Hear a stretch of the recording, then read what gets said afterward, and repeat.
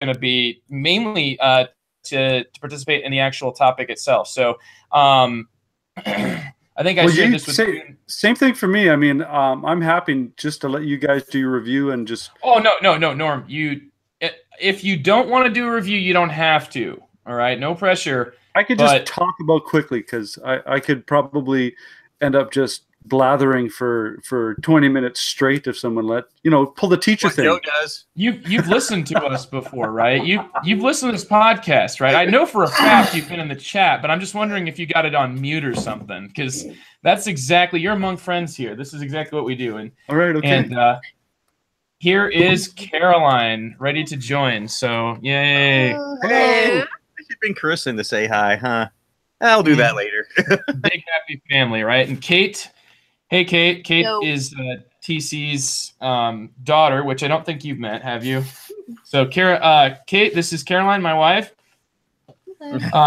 Caroline, here's Norm. Norm is, and for some reason, I clicked on your image once because I was admiring your game shelf, Norm. And I think what ends up happening is for the video, when I click on that, unless I click off, people just see you. So, like, for the first 2 minutes of this video, this is a good idea. I approve. I'll be sitting there. If I ever see your finger creeping up to your nostril, it's going to be, boom, spotlight on you. Yeah. What are you doing? It's scratching. It's just scratching. Yeah. So, yeah, games, board games. You guys would have liked this just because before I got on to the Hangout, I put the kids to bed. And Daniel, I don't know where he gets it from, but I think I do, just looked up at me and gave me a little kiss. Good night, Dad. And I said, good night. And he goes, have fun with flags.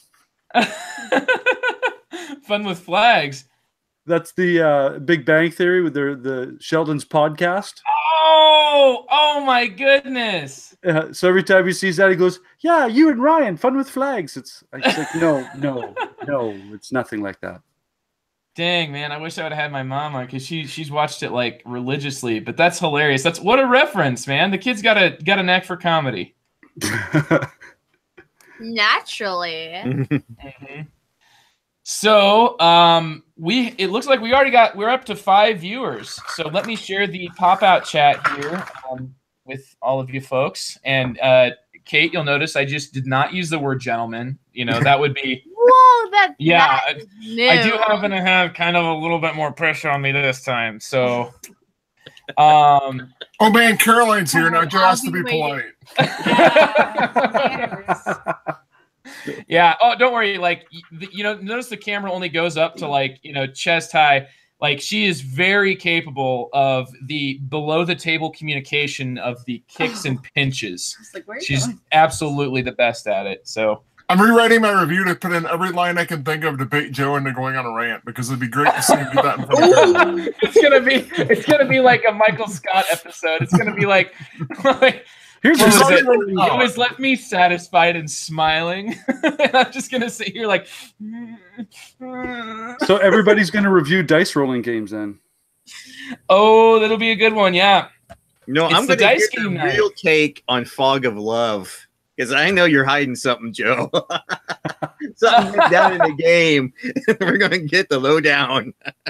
TC, one day you and I will play Fog of Love together. We'll finish it. We'll look at each other. And there will be a silent agreement that we never talk about it. It's either that and then we held hands. It's one of those two. And then we held hands would probably result in one of us slapping, just straight up slapping across the table. I have no idea who it would be. I like to think I'm patient, but you know what? It could very well be either one. Could very well be me, I should say. All right, we got Jerry, we got Carter here joining. We have Carmen. Hey, Carmen. We have Steven from clear over in Australia. We are spanning a few time zones here then. Because I'm pretty sure, Norm, you're in the midst, right? You're not Pacific time, right? You're Mountain time? Currently 9 o'clock here. Oh, whoa. We are in the nexus of the center of time change because in Saskatoon, we never change our clock. We're the only, so that's kind of like Arizona. Yeah, we're the only region that I know of in Canada. I don't know about the States, but when it flip-flops, we just stay where it is because I think it was one of the intentions was it was designed for agriculture and making sure that a lot of the a lot of the agriculture leaves at one port of entry and gets across, and all the timing works out, kind of thing. So us being right in the middle of the prairie belt, we got off scot-free. Better that way. I think Arizona is the only state that I know of that just opts out of the daylight savings time. So that's interesting. I had no idea. So yeah, it's 9 o'clock for us too, and I think that might be one of those daylight savings times because you're quite a bit further west, right? You guys would be more closer, like longitudinally to Colorado, right? If you line up the border of Montana and North Dakota and go straight up, then that's pretty much the heart of our province. Okay. So further west definitely than we are here. And I think that would be into what... Yeah, if you go straight north from us, you go to Winnipeg. Yeah, and then we're 10-hour drive to the west of that. Okay. Yeah, Winnipeg is almost due north. Which is just a weekend road trip for us. Yeah, you were saying that like anybody in Saskatoon knows that if they get in their car and they're leaving the zip code, they're going to be in it for a while. Oh yeah, the big joke is when your dog runs away, you can see him do it for 3 days. Oh my goodness, Carmen's already started dropping bombs there. King Domino deserves the Spiel des Jahres, he says. You know what? My hype game today is Magic Maze, and that deserves a statement. Carmen's already got me off on a tangent. We haven't even started the episode. And I haven't even started either. Uh-oh. It's going to be the episode of rants. I know it. It's going to be great. It's going to be awesome. Oh, no. I might have to opt out of this one myself. We'll see how it goes. Hey, Joe, I'm changing my review to Space Alert. Really?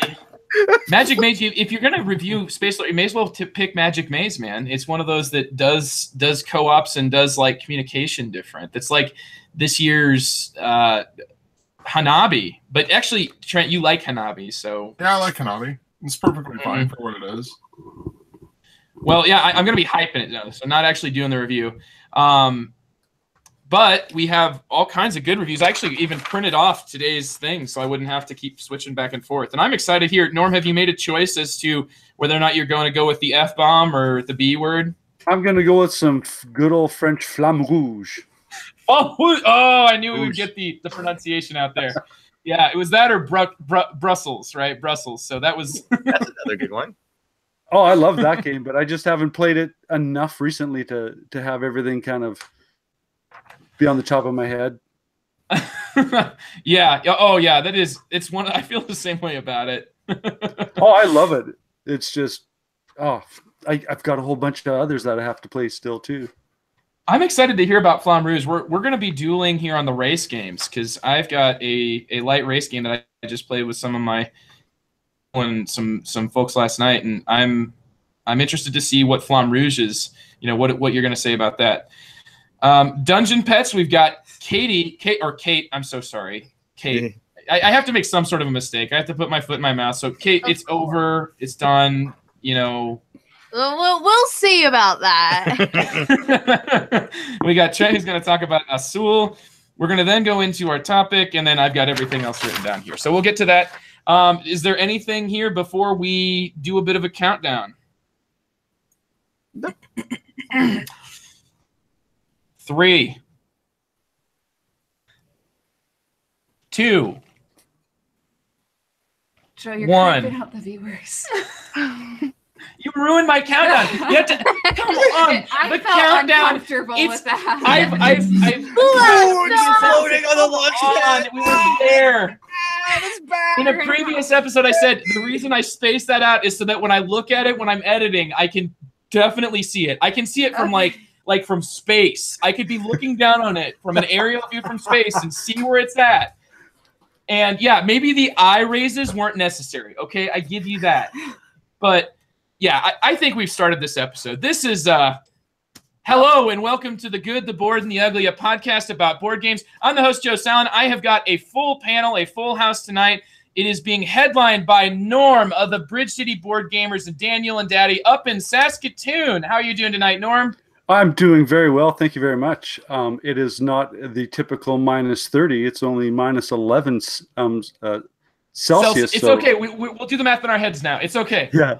We got it. Like your temperatures are better than ours. It's okay. We'll deal with it. Minus 11 only. Wow. So that would be about what? 20 degrees. So do you almost hit like 13 degrees Fahrenheit.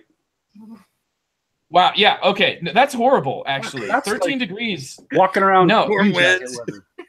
that's okay. All right. That's like your shorts on and everything. Nice. So yeah, for us, 13 degrees is definitely that's when I walk outside and can immediately tell it's time to go back inside.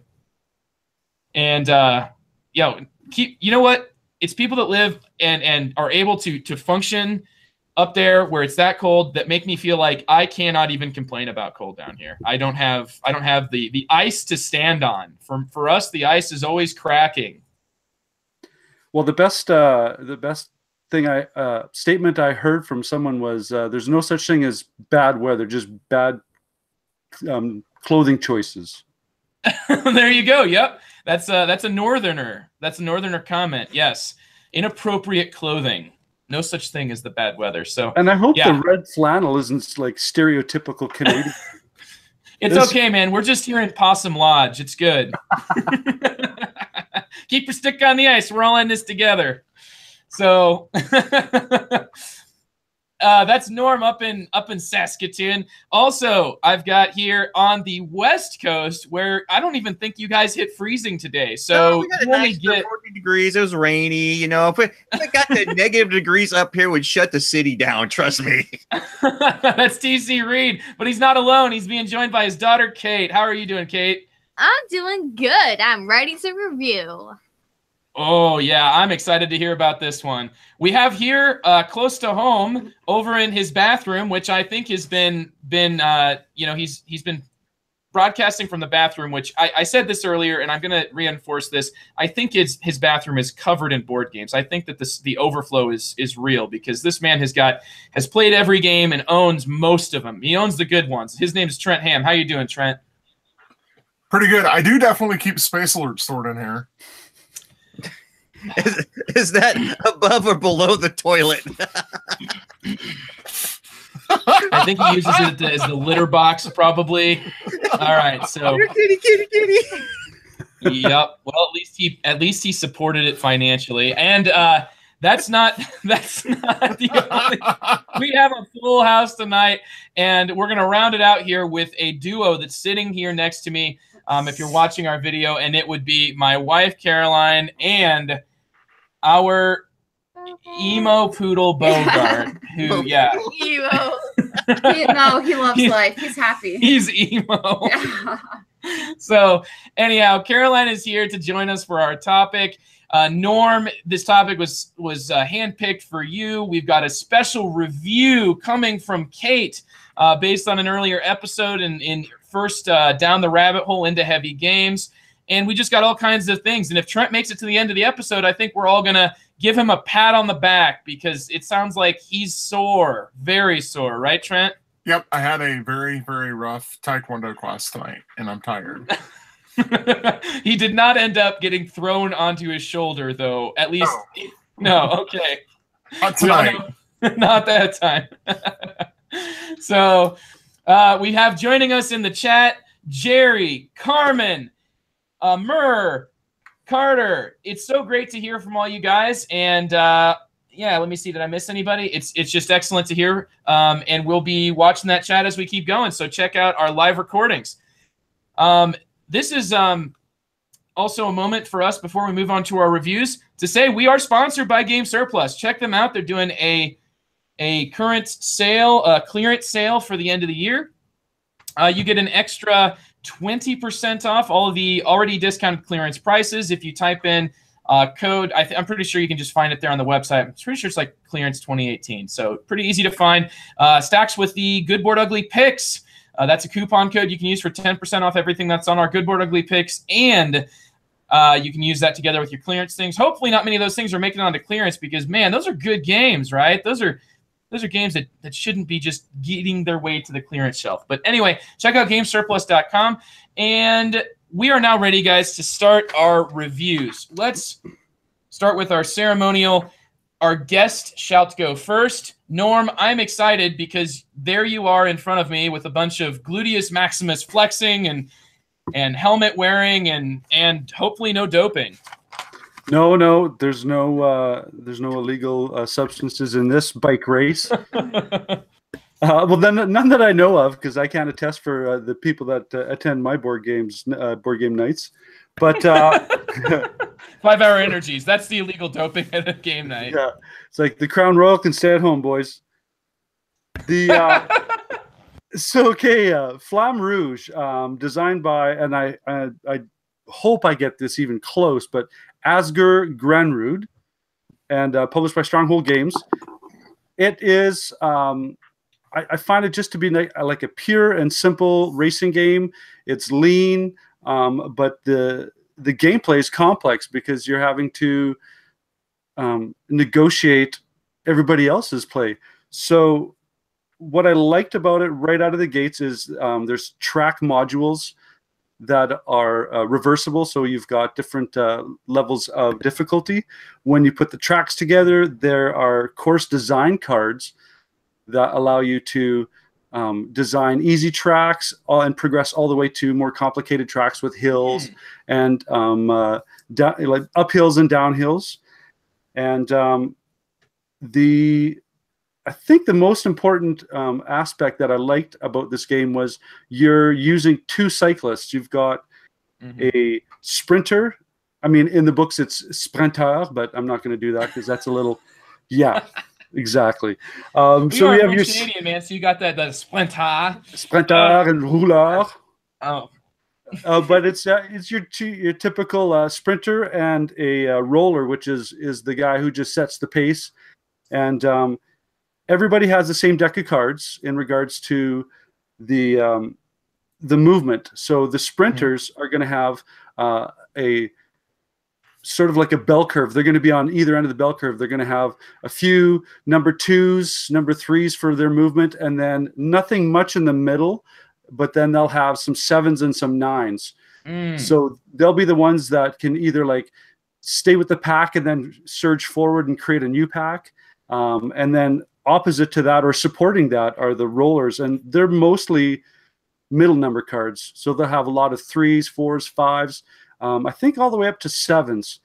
So as you're playing, everybody basically has their bikes, their cyclists lined up, and you basically pick 4 cards out of your deck and select one and place it down on your player tableau. And then this is the interesting thing as far as cycling through your deck, is that you put the 3 that you didn't use in what they call a recycle. Oh boy, it's really all these cycling references. Is this right out of the rule book? Like cycling? It's right out of the rule book. You're recycling your deck. So a lot of times you can watch what everybody else is playing and try to like stay with the pack, because there's an interesting drafting mechanism that after everybody has played their movement cards and moved themselves up the track, anybody who is a space behind a biker, because of that slipstreaming concept, gets to tuck up one space and create these packs that will progress along the track. Just like the moment that I saw this, I was thinking Mage Knight right away. When you get your wound cards that clog up your deck, the person who's in the lead of every pack, because they're the one hitting the wind thematically, right? So you get exhaustion cards because you're the one having to go head first into the wind. And so you get a 2 movement card that you put in your recycle that, like the wound cards in Mage Knight, kind of clog up your hand. And as you're progressing, the cards that you play are out of the game. So you're thinning down your movements as you're getting down to the line. So this whole cycling race where you save all your energy or your big moves to that last sprint to the finish line, I see it developing every time I play. Even when I play with my daughter, she's holding back those big cards for that last kind of surge to the end, and you're trying to set yourself up for that too. So that's the first part of it. I mean,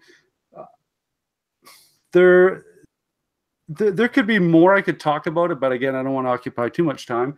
But what I like about it is how elegant it is in regards to fast to teach, fast to learn, and fast to adapt to strategy, because it's like a poker game. You're reading everybody else, wondering when they're going to start to play those big cards, and can you keep up with them, or are they going to break out in front of you and create a new pack and have that be, you know, the contending racers for the finish line. So yeah, if I was to say that there's one thing I didn't like about it was that, and again, it's difficult for any racing game to have a solo mode, but it would be interesting to see if a person can create some sort of automa system where, you know, the other racers play along with you. But it's my fault. I think I need to get more friends. Well, I wasn't going to go there. Yeah, I just want to echo. It's real important not to play those big cards first, because the first time I played it, I'm like, yeah, I'm going to just get out ahead, and now I have these exhaustion cards, and that wasn't very smart. And then my whole poker face is gone because everyone's like, oh, if he blew his card, he's going to lose. But yeah, I rather enjoyed this one. This was a fast fun, and it's real easy to teach. The only problem I had with it is I couldn't get the guys to sit in the bicycles. I had to glue those suckers to their bikes. I did the same thing. That was the first thing that made my eye twitch, and I took out the glue and took care of that pretty quick. You were bicycling, and dude like flies off of it. You're like, yeah, we got to fix that, guys. Well, I guess he's out of the race. Yeah, just bicycle going by itself down the track. Yeah, isn't that what everybody comes and shows up and watches on TV for, though, is just to wait until this gigantic pileup of... Well, it's interesting because in the race itself, you could start clogging up corners and hairpins, and you know, think that the pack's way in front of you. There's no way you're going to catch up, and then you come into a hairpin, and it's like the Amazing Race. Everybody gets the catch-up point kind of thing, and then if you're holding on to some big cards, you've got potential. Yeah, you've got it. What you guys have said totally has put this at the top of my list. I still haven't played it, but as you were talking, Mur said stuff in the comments. I blame you for that, Mur. Mur mentioned that you know, a lot of the things, I think he echoed what you said there, Norm, and that was that it's a really elegant race game. Carmen jumped in and said it was similar to K2, which I was already thinking of, because like the idea that you're controlling two racers in this game is sort of like the idea in K2, where you've got a deck, you know, that's kind of set towards it's a specific deck. But the idea in K2 is like you're trying to make it up a certain level of the mountain and then get back down. Caroline, you like K2 quite a bit. I love K2, yeah. So this is like K2, but instead of you actually dying when you don't make it down in K2, we don't talk about K2. That was the game I figured out. I'm going to get to the top. Oh, I need oxygen. Oh, that's my corpse falling down the bottom now. Yeah, we play with like a house rule that if you die, you actually have to set your meeple like on its back and it like falls down the mountain. Yeah, that was me. Leave it on the mountain. Yeah. So other things that came to mind were, I mean, just when it comes to race games, the game that I'm going to be talking about, the Tortoise, or the Hare and the Tortoise, and obscure reference of the day. I know, Norm, as a French Canadian, maybe you'll have heard of this French movie, but there's this really interesting cycling movie that's a cartoon that's like 15 years old, and it's called The Triplets of Belleville. Have you ever heard of it? Never heard of it. Really you got to check it out. It probably didn't meet our Canadian government television standards. Yeah, you're correct that it probably did not, and we're going to leave it at that. Yeah. Oh, it's so interesting. You got to. I loved it. I'll YouTube it and I'll see if it clicks in my memory. Resonates. Yeah, it's so cool, but it's, you know, like a lot of characterizations of that. So obscure reference of the day: Triplets of Belleville. Thank you so much, Mur, for that. Gosh, again, wow! Goodness gracious, Mur and Norm, man. Oh my goodness, you need to add like an extra M to your name. Or I don't want to be Canadian here, but I think you've just created a drinking game. Well, between him calling you Mur and calling Kate gentleman, yeah, it'd probably be a good drinking game. Yeah. Every episode. We'll never finish this episode. All right, well, thank you so much, Norm. That was an excellent, concise review, and it made me extremely excited to try out Flamme Rouge. Very well. All right. Thank you so much. I was waiting for affirmation. Let's go ahead and move on to speak about another fairly simple, streamlined game that has been really making a splash from a guy who normally designs seemingly with Wolfgang Kramer, Michael Kiesling. Anyway, Trent, you're going to tell us all about this game that was inspired by the Alhambra. Sure, this one is called Azul, and it zipped into the BGG Top 100 faster. I mean, so fast I almost can't even believe it. It was like an Essen game, and it's barely out in America yet. I don't even know if it's really fully released here. I think it got a few copies that came out, but that's it. And it's already in the BGG Top 100. Very impressive. It's designed by Michael Kiesling, and it's published by Plan B Games in America. And the thing you will notice first about Azul is the component quality. The game is mostly played with these little pieces that are very reminiscent of Starburst candies, if you've ever eaten Starburst. The little squares, they're very thick, chunky little plastic squares, but the plastic feels almost ceramic-ish. They're really nicely done, and you kind of just want to fidget and play with them as you're playing the game because they're so nice. But the game it's a mix of drafting and abstract is honestly what this game is. You're drafting pieces and adding them to a board arrangement in front of you, and the game feels like an abstract. I've played this several times, and I quite like it. But I'll give you a quick summary of how it works. So you have a number of circles out on the table. I believe they call them dealers, but we'll just say there's circles out on the table. Each one at the beginning of the number of circles is equal to the number of players plus one. So if you're playing a 2-player, there's 5 circles. 3, there's 7, 4, there's 9. Straightforward enough. At the beginning of each round, you put 4 of these little starbursts on each of the circles.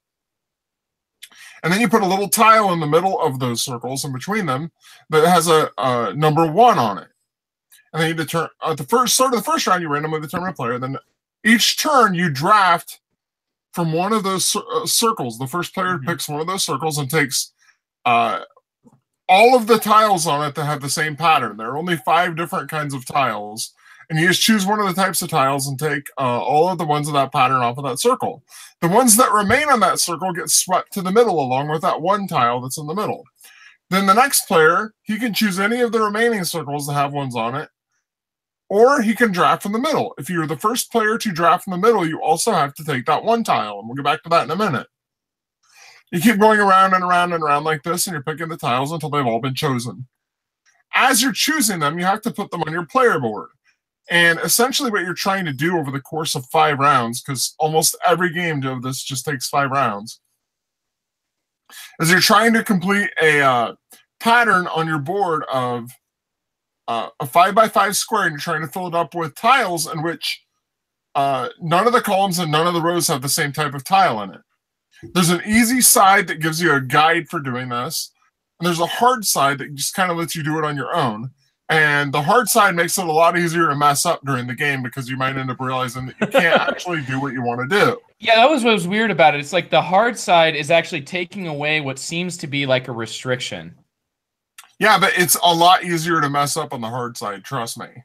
It's a lot easier to bork the whole thing and put yourself in a really bad situation. Because the easy side, you see a pattern, you just kind of follow the pattern. On the hard side, you don't have that pattern to guide you. And you can end up in situations where you can't actually place a tile because of the row and column restriction. Okay, so the way you do that is there's basically 5 rows on your board. As I said, 5 rows and 5 columns. And over to the left, for the top row, there's 1 empty space. For the second row, there's 2 empty spaces. Third row, there's 3, and so on down. And as you're drafting these tiles, you can put them on those spaces. But any excess you get of the same pattern basically goes down to the very bottom to a negative point track. And so you can't be like, I want to put something in my top row. I really need this. But if I take 3 of those tiles, 2 of them are going to go to waste because I can only use 1 for the top row. It's basically a way to prevent people from being super greedy. You're punished for being too greedy in this game. If you just always take the pot that has the most available tiles, it's not going to work out for you, I guarantee you. You have to be more clever than that, and the game ensures that. So you basically are just going around drafting and drafting and drafting. At the end of the round, you score your tiles by moving them onto your 5x5 grid. The way the scoring works is kind of clever. You're trying to encourage to gradually put them on in clumps. because if you put tiles on and they're adjacent to other ones in the same row and column, you get a lot of bonus points. No. That's kind of what you want to do. There's a lot of points involved there. Otherwise, if you just put one and it's isolated by itself, you only get 1 point. So you're going to kind of want to plan ahead and group them, because that's how you'll get a lot of points. And then you keep playing until at the end of a round, someone has completed a horizontal row. Whoever has the most points wins. There's a bunch of in-game scoring as well that for completed rows and completed columns and completing all of one color, having 5 of that particular color on your 5x5 board. And that's really all there is to the game. It's a really simple drafting game. I mean, you just basically say, I want this color out of this group, and I take them and put them on my board, and that's it. That's all you do over and over. But like I said, there is some thinking ahead, and you can't just take, like, I'll take whatever there is the most of, because that won't work out for you. I'll virtually guarantee you it won't work out for you. No, those are falling on the floor, right? Yeah, those are going to fall on the floor referring to the negative point row. Also, one other nice little quirk. The little 1 tile I mentioned, it falls on your floor too. It's a negative point or 2 negative points, but it means you're going to get first pick next round. So it does have an advantage to it. It's not just all bad. I really like this game. I think it's a nice light game. My family really, really, really likes it. Part of the appeal I've noticed with my family is the pieces. It's just well made. The pieces that are like feel like little starbursts, you kind of want to fidget them in your hand. They've got nice weight to them. And it just looks really nice on the table, but it clicks. It does everything right. It's not a real heavy game. Andy wouldn't like it because it's not heavy enough for him. Andy wouldn't acknowledge it. Yeah, he just like pretend it didn't exist. But if this sounds like appealing to you, like if you're interested in a light drafting game with some abstract elements, that the rules are like 4 pages and you can play in like half an hour, 45 minutes, and it's easy to teach to anyone, like an abstract light drafting gateway abstract game, you'll love this. This is perfect. This is going to be a huge hit. I'm not surprised this is in the BG Top 100 already. I've got to guess that Plan B is firing up the factory to make about 100,000 copies of this, because I think this is a game that a lot of people will want to own. Do you think maybe Spiel des Jahres or Kennerspiel nominee for this coming year? I hope that it's Spiel des Jahres, because I think it's got the award should be heavier than the last winner. I could see it should be one or the other. It should win something. Because it's really well designed for what it is. Everything you've said just makes me wish I had at least played it. I did read the rules and just thought like, oh, this all sounds really interesting. And in practice, like I told Caroline about it when I finished the rules, and I was like, this looks like the type of game we need to get next. Like this is the type of game that's we own Sagrada, which is it's like all themed around art.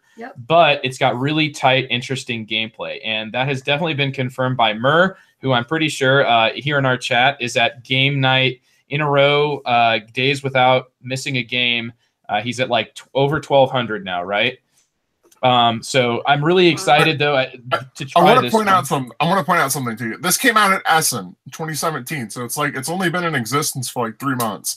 I don't think it's been out in English very much at all. Like it's very limited release so far. It's already the '1 abstract of all time on BGG, number 6 in the family category. Oh wow! There's a reason for that. It's really good. I'm thoroughly impressed with it. And what's funny about it is aside from having those nice pieces that when you were speaking of that, it reminded me of the way people really fawned over the Splendor poker chips, which, were decent enough. Fog of Love did poker chips that were really nice and cool to hold in your hand. The thing is, aside from that piece, there's nothing about this game that would be, specifically something that would make people just bow down. I think it's just gameplay alone here, just how well the system sings. And that's, to me, that's what that Spiel des Jahres exists for, because you can't just look at a game box and know that it's going to have something really solid and interesting inside. And this is really going to help you to make that decision in Azul. So I've not played it myself, but I really would like to. And I don't own a copy. Really would like to do that as well. So I am very glad that I managed to get a copy of it at BGG-Con. So yeah, it's something that has gotten a lot of play already. And I think that this one will be one of the main gateways for the next few years. I think a lot of people will be like, who wants to play Azul? And it deserves it. It's really good. It's well done. So so Trent, you'd compare it to Splendor then, more or less, though. No, Splendor is awful. I'm not a Aw, Splendor fan at all. I really don't like it. Aw. Well, since this is the rant episode, ... No, no, I think this one sounds awesome. I'm glad that you like it, Trent, here, and I am looking forward to playing it. Denny, you guys have any experience with it? No, I have not. Although I do like this guy's design. I managed to get my hands on a copy of it. I don't know how you pronounce it. Like Tortoise, Torres. That's a really cool little abstract game. Yeah. So he's a designer I keep an eye on. Yeah, Tortoise is one that my wife and I used to play about 2001 a lot. Mm-hmm. Me and my wife like that one quite a bit too. Yeah. Well, it sounds like Mer's wanting to make an award, and it's called the Designed by Kiesling or Kramer Award, or you basically can guarantee. So anyhow, it sounds like this is an expert of design doing a really great job. I like his previous solo venture called Vikings. I thought that was a really interesting exploration of a rondel mechanism and purchasing. So I look forward to trying Azul, though it doesn't sound anything like that game. Let's now. I'm going to go next because honestly, TC, we've been saving you up for a reason because we're going to have you and Kate, and it's going to be awesome. So let me slip here in with a quick racing game and a quick review of it. The Hare and the Tortoise is a betting and racing game. When I had this on the table, people were like, is this like Camel Up or Camel Cup? Which is interesting because this game predates Camel Cup by several years. The whole idea of this game is that you're going to be dealt a random bet, or your starting bet. There's one of 5 racers, so there's 5 cards. You shuffle them up. Everybody starts with a different starting bet. Then you get dealt a hand of 7 cards that are a specified amount of each of the racers in the race, being Hare, Tortoise, Fox, I want to say rabbit, but I didn't. It's sheep and wolf. So yeah, there's 5 of them, and each of them behaves differently. You're going to be dealt a hand of 7 cards. You choose a second starting bet based on that hand. And what's really cool about that is, yes, you get the choice, like you have to choose from what you have, but you're also kind of taking a card out of circulation, meaning it's not going to come back up when the deck gets shuffled, because you usually end up getting through all these cards and they come back up again. So, you know, you're going to have to work hard. And you're going to have to kind of sandbag with cards that aren't the ones you bet on to make these racers move. Everything moves in a different way. The Hare moves. If a single card gets played, the Hare is going to move unless it's leading and gets the maximum amount of cards played on it, in which case it takes a nap. The Tortoise moves is the only racer that moves when 0 cards have been played. The Wolf has special cards that allow him to be the only one that moves because he howls and scares everybody else. The Fox moves extremely simply. The Sheep moves simply as well, but moves better and more efficient. However, the Sheep has to take stops at different points to take a drink of water. It is a very simple system that is extremely well balanced. I have a student of a 14 and 15-year-old student who just noticed, like, I like how each of these racers seems to have its sort of positive and negatives to it. That's what I thought when you were talking, Norm, about Flamme Rouge, is that every element that, every time you're making a choice, it's sort of like, you don't want to put yourself in first, but at the same time, you don't want to lag too far behind, and you want to be able to sort of slip in behind. So put yourself in the right spot to be able to, utilize those sort of end-around bonuses almost, where you get to slip in and sort of sneak up the ranks. Here, what I love about it is that they're not necessarily your racers. I think that because you're placing bets, you really are the system is collectively decided by what cards are played by players. And it seems to just have the perfect sort of points to stop and make the race actually continue, and then go back to players playing cards. I love how quick, fast it is. I think it's really interesting how you look down at the race, and you're like, oh my gosh, iRacer in last right now. How did this happen? And I just feel like it's because it's not up to you. Interaction is so heavy in this game, and I really enjoy the interaction. It's so fast, though. It's like 15 minutes, and so when I draw poorly, I'm not really that concerned with it. And I don't feel like drawing is that big of a deal, because you end up with, because you're sort of holding on to the cards of the animals you don't want to move generally, you end up kind of clogged up by the end of the game. It's just a really fun race to the finish that I'm excited to play over and over and over. I showed it my gamers group at school immediately picked up it and just loved it. 4 games straight. And the kids got to the point where the first players decided by whoever says what time it is, whoever's the first person to say what time it is. And so they would sit there and wait until the last card got played. And as soon as somebody crossed the finish line, they'd be like getting out their phones and like 4:39.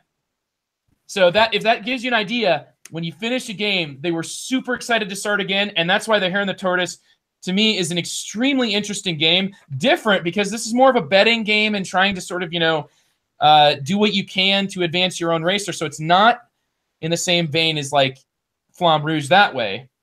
But I have just been absolutely taken away with how interesting this game is. That's the Hare and the Tortoise. Yeah, you might want to clarify what game you're talking about. Look at the comments. The Hare and the Tortoise. It's like if you look it up on BGG, it is like it's tough to find because there's other games called the Hare and the Tortoise. It has something to do with like Tails, like games with Tails, because it does have like a few different versions of the Hare and the Tortoise.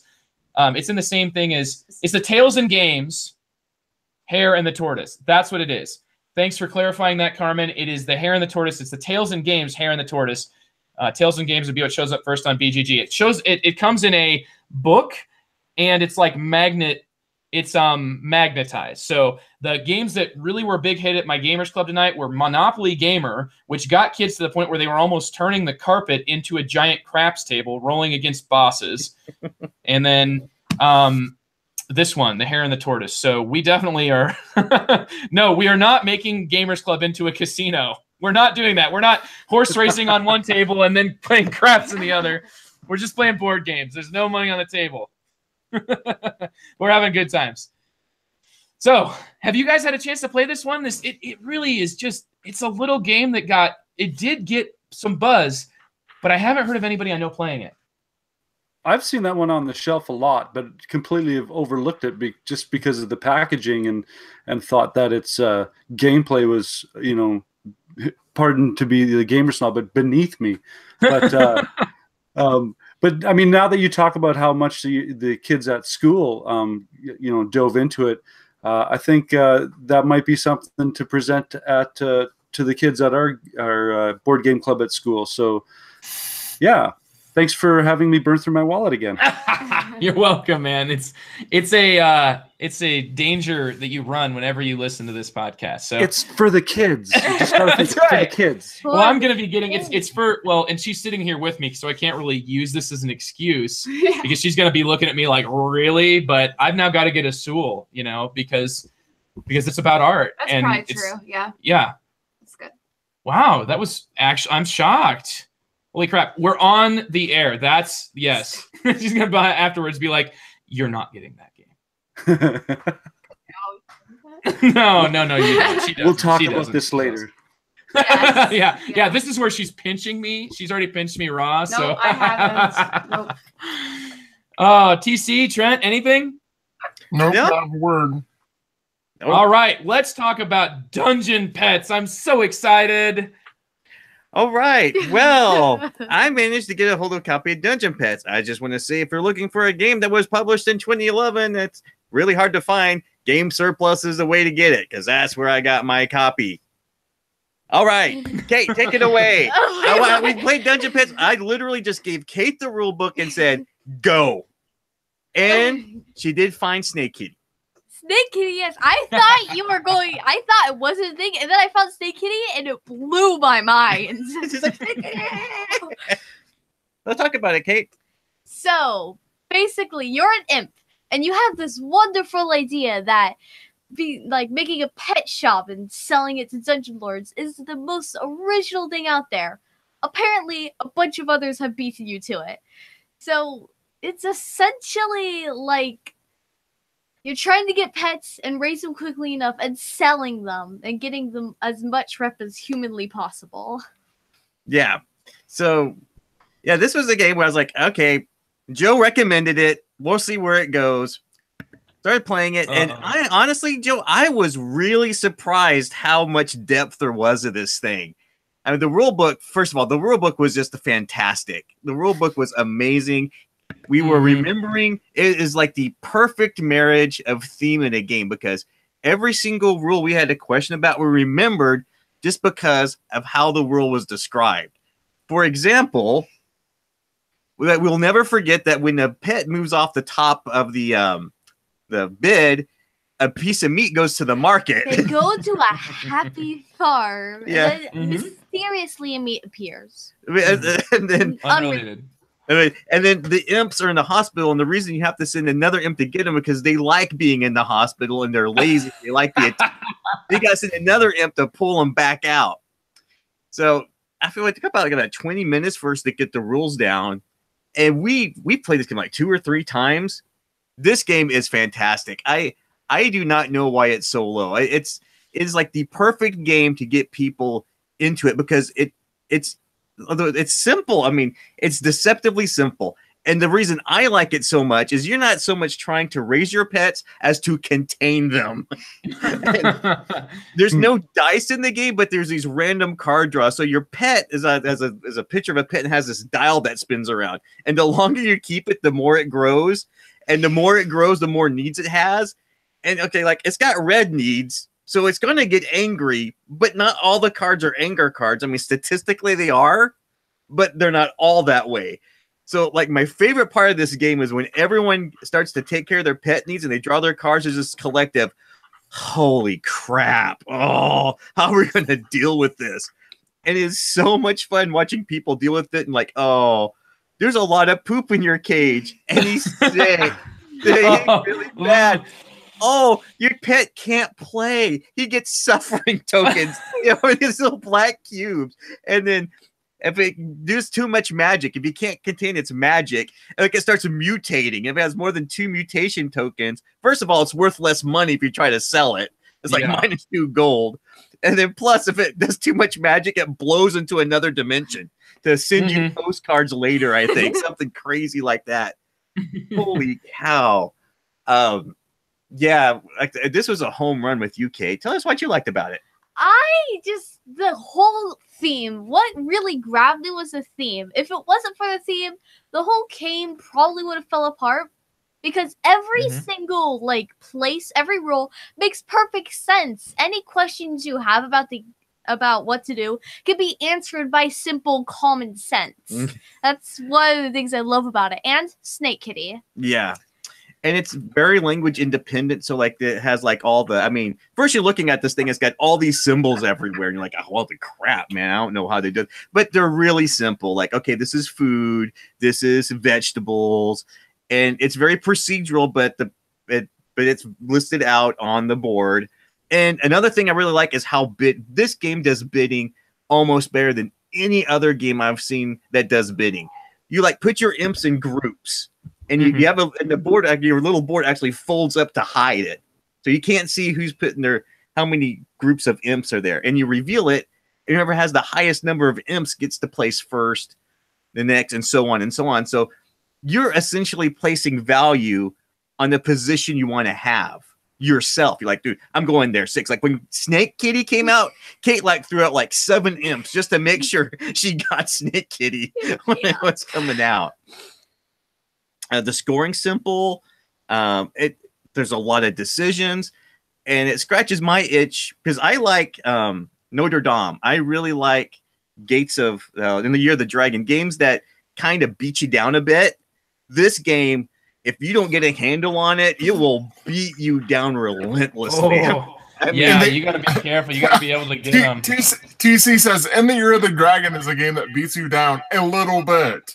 Yeah, this game is like 10 times. It's deceptive because it's called Dungeon Pets and it's cute. You're like, oh, I got a little baby golem. Oh my god, this thing's pooping everywhere. It wants to fight. It wants to play. I gotta send imps out to play with this thing. Right? It's raging through the cage. I gotta send imps out to catch it. That's going to the hospital. Man, I gotta sell this thing. Holy crap! The Dungeon Lord that came out only wants like things that once sick animals. I'm like, well, this thing's not sick. It's just all mad. I can't sell this thing. So, it's a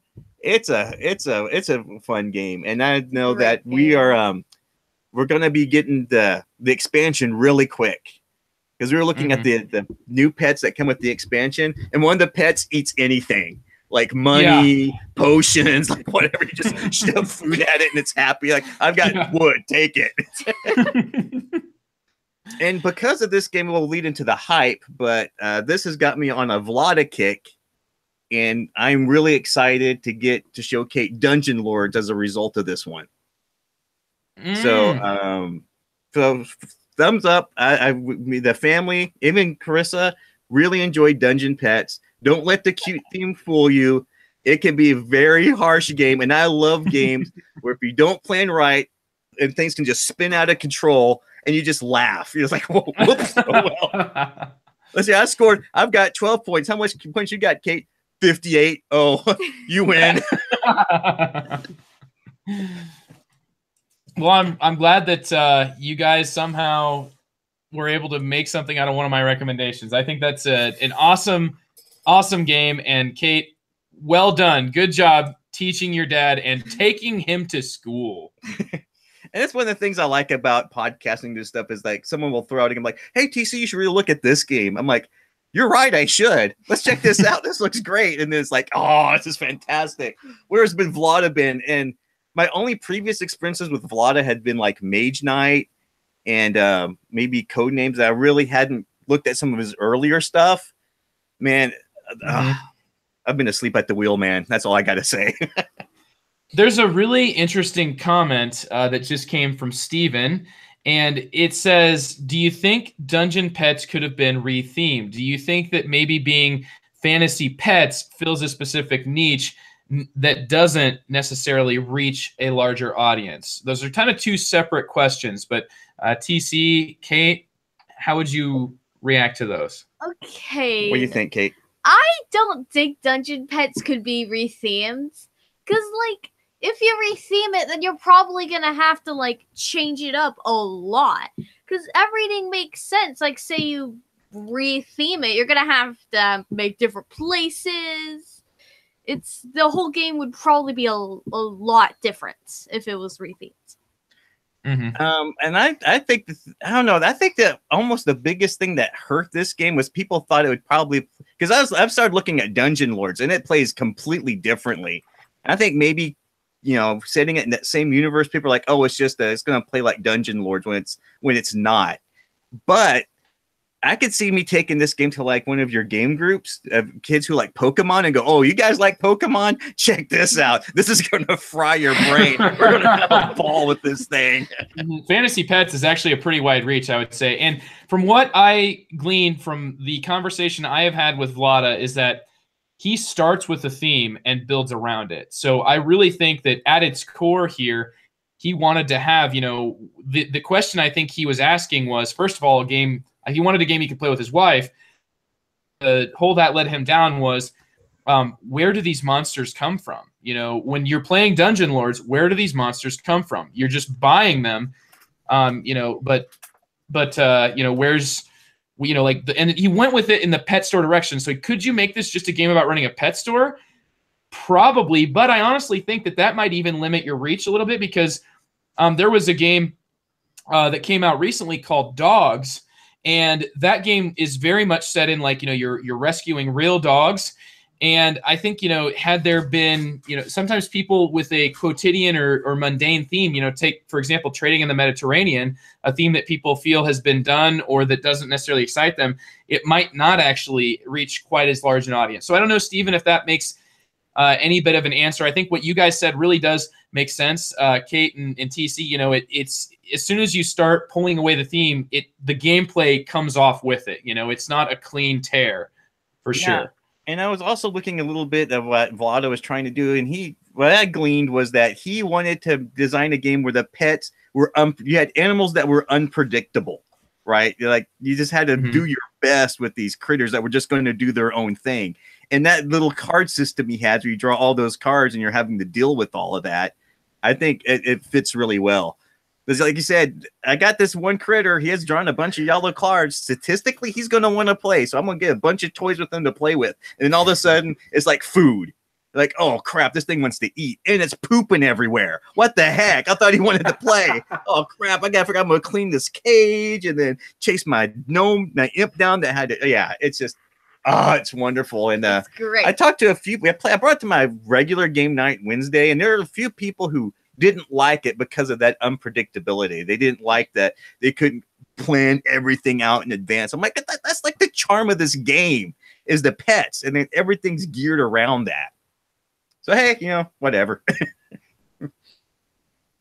Absolutely. Yeah, I'm really glad that this one ended up working for you, and it's got you interested in other games by Vlada as well, because I think that, if you enjoyed that, the other games that he's done will have that same sort of thematic, your thematic basis that makes learning a heavy game quite a bit easier. And honestly, like reading those rule books by itself is kind of entertaining, and that's something special to be said. So Kate read that whole thing page to page, and was even every time an animal came out, she'd like flip to the back, say, oh, we gotta figure out what this pet's name is and read the blurb on it. And every time we went to an exhibition, we'd have to like open a rule book up and figure out what type of exhibition it was. And even the dungeon lords, there's like this granny dungeon lord who only wants hungry, sick animals. Right? She's like she's like making a blanket for the critter she wants. I just cannot. It's so charming and whimsical. It's great. And there is like that next level of theme to it. Like there's theme just baked right into the artwork of these. Like those dungeon lords, by the way, TC, that's you when you play Dungeon Lords. That's actually you. Yeah, I actually got a game of Dungeon Lords in last night as well, and all I can say is don't be too evil, because a paladin will come knocking. And that's bad news. That thing wrecked me like you would not believe. Yep, he will go through you like a Fiber One bar, man. And I apologize to everybody. Yep. But yeah, I've woken Caroline up here. But that's the type of references we make here. So. Oh man, I was just laughing. I was like, how do I stop this thing? It's not stopping, and everyone's laughing like, oh, it's not good. Took out like 3 tunnels and 2 rooms. I was like, well. Took out my monsters, blew off my traps. It was pretty awesome. Nice. Well, awesome review, and keep at it. Keep at it. I hope that that you're back on to tell us about the expansion, because I don't have very much experience with it, and I'd like to know, what parts of it you like. Oh, I'll be back. Yeah, Dad Kate will definitely be back with that one. I'm sure she'll break out the rule book and teach it to us. Awesome. All right. Well, that's our review section, and now we're going to be moving into a special topic that is extremely close to my heart, and it's not even that's not saying anything compared to how close it is to my wife's heart, who's been here and been ready to hear. But I wanted to explain it first about Norm, who is here joining us, has been a part of this community for a while, and has been writing quite an interesting. You've been through a journey here recently. Yes, Norm. yes. You have had quite a journey, and I don't want to put any words in your mouth, but I just know that your story, to me, I thought, at this time when for up here in the north we get some pretty bleak and dreary and cold days. Obviously not when you're at least 13 degrees Fahrenheit, but sometimes it gets even colder than that. And I thought this would kind of put a smile on our listeners' faces, and just why don't you go ahead and tell us about yourself and kind of the idea and the basis for our topic tonight, which I'll just read from your amazingly worded response and idea here. It's adapting board games to create attainable goals for students with special needs. Well, to start, my wife and I are both high school teachers. So when Daniel was born, he was born with Down syndrome, and immediately, our teacher brains kicked in, and we went straight to researching and understanding how. I mean, we were parents, so our perspective was, okay, well, we're parents. Let's try and be the best parents that we can be, and by doing so, gain as much knowledge as we can in regards to health, development, even down to personality, just the whole psychology that we'll be expecting. And so as Daniel grew up, we can never, and I mean, you're a teacher, you never, well, both of you are teachers, you never separate yourself from that profession, because you always look at a situation and go, how is learning happening? How can I encourage learning to happen? How can I facilitate a deeper understanding of what's going on? So as he grew, each sort of cycle of learning development, we would just adapt everything around him so that he at least was capable of being proud of his accomplishments. And by doing so, we just gleamed even more pride, because we were able to help him have that experience. So the finding that bridge to board games was just such a logical thing, because it's play, right? I mean, it's just structured play. And what I immediately noticed with Daniel, and I mean, as his development increased, so did his social skills, so did his cognitive skills and his abilities. And one thing, I think one threshold for us was when we decided to put him into school.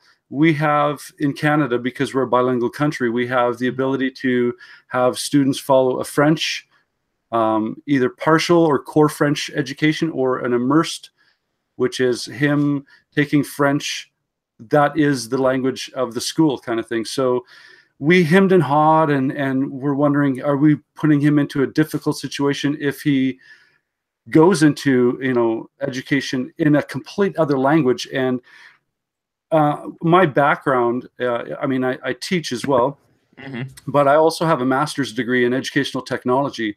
And my focus was on teaching methods, learning styles, assessment. And, you could keep researching and you can keep overthinking something. And I just thought about that dilemma of, do we put him in French? The easiest answer was, I looked at my wife and said, okay, children in France who are born with Down syndrome, what language do they learn?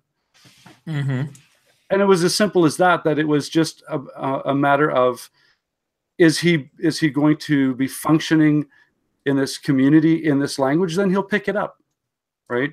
And so he's currently in grade 5 and is deemed by the government to be bilingual in English, in French, and he's currently developing a Spanish vocabulary that has surpassed mine. Oh my goodness! Wow. Oh yeah, he'll trash talk me in Spanish and then have this Beavis and Butthead giggle as he walks away. Yeah. So I just kind of, So coming into the board game aspect, is what I saw immediately with him is he has such empathy that his social skills started developing at such a beautiful rate that even kids in his classroom, we hear stories from his educational assistant that he's the one who's explaining people how to take turns and how to congratulate people while they're doing, while they're doing a good job, kind of thing. So hopefully it's a little bit of nature and nurture going on here. So, it's I can't talk up board games enough when it comes to how he has responded to this type of engagement and learning. So I'll just pass that on to Carolyn. Yeah, so Caroline, my wife, who's joining us, is a special education teacher. Just a little background: when we met, she was actually working at a center for adults. That were with special needs. Yeah, adults with special needs, and you primarily, taught classes to them, right? And life skills classes. Yeah. And you used a bit of gaming there. Yep. And then coming to a new job, she ended up with that's kind of like where your heart's always been, right? With adults with special needs, sort of like individuals that almost like need to be able to adapt, right? So when she was in more of a mild to moderate class, she was kind of waiting for an opportunity to move on to back to where her heart lies, which is dealing with what they would call severe and profound, or level 3. And so recently she got into that situation. So that's that's what she really loves. And Caroline, would you please tell everybody about what your experience has been in that situation? Sure. So I'm only on week 2 in my new classroom of students with severe special needs. I'm no expert yet. But just as a new teacher coming into the classroom, in order to build up, like a family environment in my classroom and some positive attitudes, and also a lot of social skills. We've played multiple games with my students. It's really, really interesting. I have one student and he loves Uno Attack. Like, I probably hear him ask maybe 10 times a day if we can play Uno Attack. We've only played it 2 times so far. Well, 2 days so far. We played it my first week and also today. And then I also have been using games. There are some educational related games like sequence numbers or something that the students are playing today. And what do you think about using board games in your situation? What do you think are the benefits of that? Well, I think that the biggest benefit I've seen is just helping like social skills, because the students have to like work as a class, congratulating. Keep going. Oh, okay. Like congratulating others and, knowing how to win appropriately, lose appropriately. Cool. Sorry, the dog jumped. I'm gonna have to edit this. The dog jumped and it knocked out her earphone. So she, nobody has been speaking, but we were just all taking this as an opportunity to say everything we wanted to say while you couldn't hear us. Oh, perfect. Say it to my face. Just kidding. So anyway, no, you were literally, there was no problem. So, but one of the things I thought, Norm, that would be really great about having you to come and tell a little bit of your story is that Caroline really is here on the threshold. She's just now starting, and to sort of see the value, and not just the value, but also the process. So I think you've mentioned, that like it's about increments, it's about attainable goals. That's sort of the topic for this episode. And honestly, I think that it can also be useful to other, to just any situation, right? Like you're saying, Norm, that Daniel is in a socially advanced role in his class because of his experience, because he's just gotten so much social development through board games. And I definitely, can appreciate that there's a lot of skills that we seem to value in our educational system. And being just socially prepared is something that's very intangible, but something that I would appreciate having in my group. And I definitely have individuals, some kids that have that experience gaming that I lean on them all the time at my high school game group. Anyhow, what was your process? And, how do you think, well, and I guess Caroline, we'll see how that can maybe be adapted to the situation that you're just now coming into. Cool. Well, a term that we use a lot in our educational community is scaffolding. And I mean, it's just that whole physical idea of you find out what they can do and you start to work at that level, and then observe and determine what would be that next step, and then start to create structures where they can achieve that next step, and then start to master that next step, and then add another scaffold to that learning development, and hopefully, not necessarily have that scaffold system or his development, go in one direction, but to try to create a nice stable base in regards to cognition, social development, the idea of introspection, where he can look at a game, understand how he's behaving within the group, and make any or modify any changes to his behavior. And it's, I mean, we could, as educators, we could just follow the same model that I'm using with Daniel with any other student in a classroom. To me, I mean, it comes down.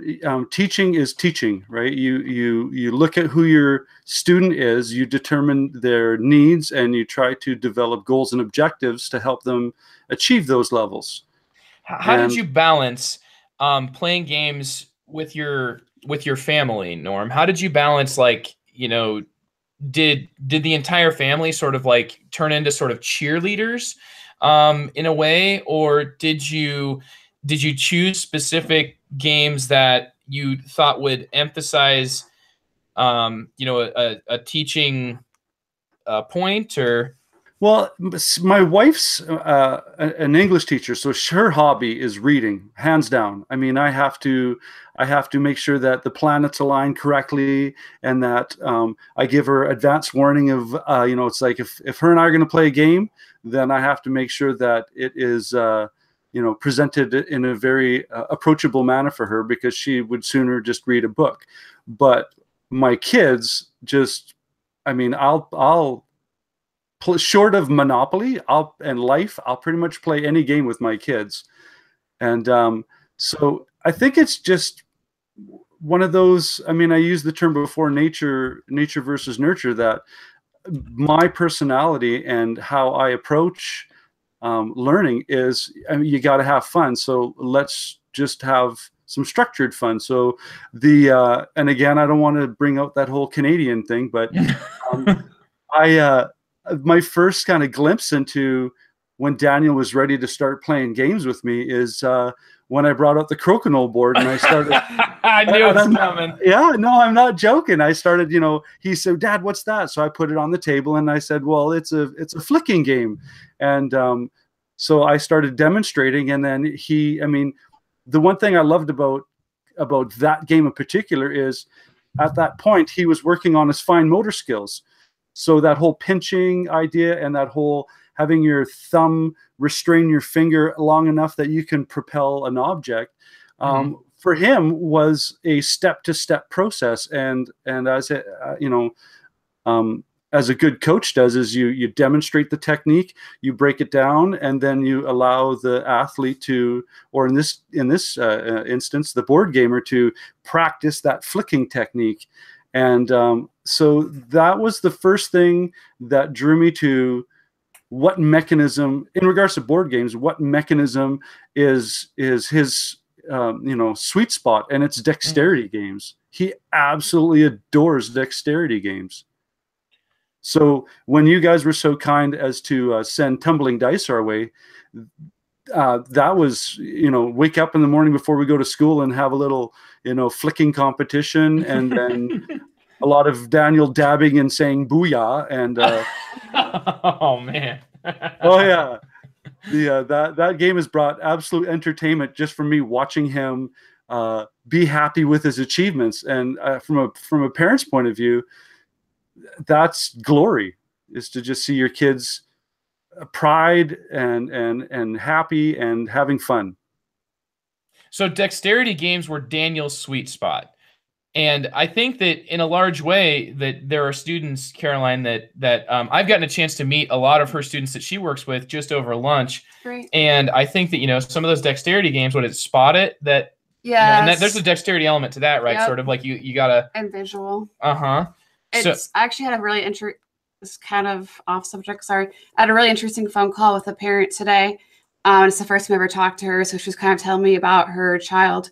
And she said, the one thing I want to let you know is my child loves, and I know this isn't board games, my child loves puzzles. And she said, don't give him a 100-piece puzzle, give him a 2,000-piece puzzle. Holy crap. Wow. Yeah. Yeah. So, and this is the same kid who really loves Spot It. Yeah. Because it's visual and tactile. That visual intelligence. Yeah. So it's like, the dexterity is where Daniel's coming at it, and then that kinesthetic sort of intelligence. It's just different sort of, games focus on different intelligences that aren't necessarily just critical thinking and you know, assessing risks and stuff. There's a lot of different avenues that we can explore.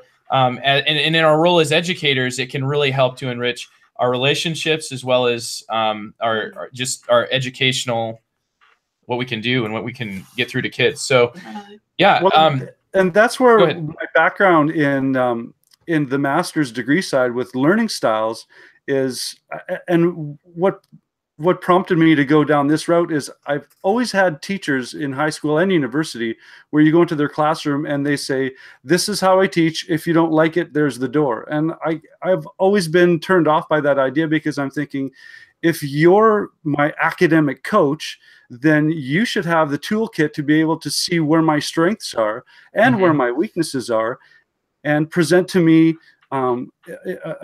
some choices of some learning choices that will, challenge me and strengthen the qualities and abilities that I already have, and work on the ones that I'm weak in. Yeah. Absolutely. So tumbling dice is one that I actually keep at the high school, and we might have to make a little bit of a transition down to your room, because I haven't had mine set up in a while. Yeah, that's a good idea. Yeah, and that's good to know. I mean, because there might be other students that, is Uno attack, does that include a dexterity element to it? Yeah, it's like a slapjack sort of thing, right? Well, kind of. Okay. Yeah. But minimal, but yeah. I've got to be honest, as I've been listening to this, the game I've been thinking of is Flowerfall. Oh. Oh, yeah. Was that where you balance the cards on the rim? No, that's the one where you drop cards from a height on the table and just see where they land. Oh, you'll have to put that in the notes, because I'll have to track that down. Everything, as you've been talking about this, I've been thinking, I really wonder if Flowerfall would work. Flowerfall. Totally. Yeah, I have that one at school as well. Yeah. The one that you were talking about, I think, Norm, is something about to do with like the trash, like taking out the trash where you're, and I forget what exactly it is. And another one my students would probably like is, I'm so bad at names, sorry, the one where you have the Kerplunk? No, it's like the animals, and you put them in the Animal upon Animal. Yeah, that's that one that Daniel was playing with his EA that you came across with your promo about games that have wood or use wood components. Yeah, and I think that was the threshold of us making contact. Yeah, it was amazing. Yeah, and that was it grabbed my heart in a way that I don't know. There's a connection there, Norm, that was just immediate and extremely deep. Every single value that we have was kind of right there. Just kind of like laid, and I appreciate that you put that out there, laid your heart bare. And yes, the Animal upon Animal wooden pieces are among the best that there are, period. So there's another sort of sad part of that story, Norm, and that has really come into a much more positive place for you recently. And that's just, if I don't want to like volunteer that information, but we've just been so happy that Daniel has been healthy recently. And that has, your last time that you were down there in Philadelphia, it was still cancer-free. Yeah. Celebrate the moment. Absolutely. The time spent with my family during this difficult time, I mean, it's usually situations where, and I share with my students all the time, because that whole, learn from me, learn from what I'm experiencing. And what I've come to understand, and I've told my students, is you can plan as much as you want, and you can try to control everything in front of you, but you got to understand that life happens to you, and the only thing that you control is how you react to it. So when he was born, and we discovered that he had Down syndrome, and as I said, we went straight to the research. We discovered that there were going to be health issues in his future, and that there were going to be, a wide range of development issues and obstacles and challenges. And leukemia was one of them. And I mean, of course, every parent just wants to read it, understand it, and then just forget about it. But it had always been in the back of our mind that it was a potential. And about 6 years ago is when it first presented itself, and we went through about 3.5 years of treatment, the traditional chemotherapy treatment, and it was successful. And then we had 2 years of remission, and then all of a sudden it came back. But in the time that he was diagnosed the first time to when he relapsed, a very brilliant man, and the compassion, I couldn't get over how much compassion he had this idea in a lab about how can we treat cancer without, just about killing the patient. And he came up with this new CAR T-cell treatment that uses the in Daniel's case, his own white blood cells, and they grow these T cells. Long story short, but they grow these T cells and develop a kind of hybrid T cell that has a virus component that will. And again, the science is so over my head that the easiest way to describe it was they create kind of nanobots, biological nanobots that go back into his body, find these cancer cells, attach to them, and kill them. So that's basically the journey that we've been on in the since last March. And bringing this back to the whole board games thing is that from the first time that he went through treatment, you kind of get taken over by cancer treatment, and that is what you come to define your life as, is this is our reality now. And the second time through, we thought, no, it's not going to define us. This disease we refuse to have this disease define us, and we will continue to live our lives and participate in each other's moments. And I think that's the most important thing, is to appreciate the moments that you have, because it's those moments and those experiences that start to change who you are and influence who you are. So having board games slows everything down for Daniel and I, and even my daughter Sophie, where we can just sit down, have a laugh, and not have that weight of reality kind of control our every thought kind of thing. So I can't stress enough how this hobby or this pastime or this passion that a lot of people have with board games, how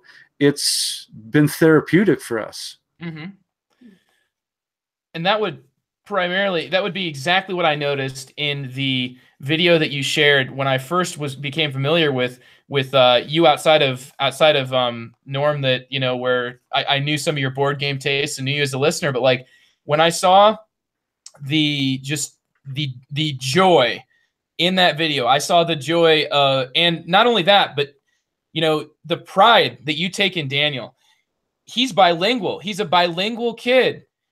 And I told that to all my kids in school. I told that, I was like, here he is. He's younger than you guys, and he speaks 2 languages, and just, to me, I was so excited that you were willing to share that, Norm. Just, that was absolute joy that you were sharing. And you could have been in a very dark place, but it was the joy that came out of that was just absolutely all encompassing. And I think that you've given us a window into how that comes to be. Oh, thank you. I mean, it's so easy to sit back and have a pity party, but honestly, I mean, let's just get on and start to live life rather than, be consumed by it. Absolutely. So, what are Daniel's favorite games? You've mentioned that he loves. First of all, Daniel's favorite thing is superheroes, right? He just absolutely loves superheroes. And I've said this way too many times. It's becoming really old. But Daniel, in his own way, is the superhero of your story there, Norm. And absolutely. And when I first saw that, I just thought, we got to get you on here. And so you and Daniel do a little video thing. And so far, you've gotten a chance to take a look at some of Daniel's favorite some of Daniel's favorite games.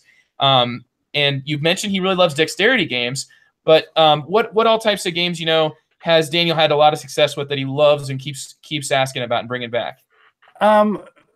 Obviously, games that involve a lot of language have to be assisted or facilitated with them. But so we keep it pretty straightforward, and it's more so games that are very activity-like.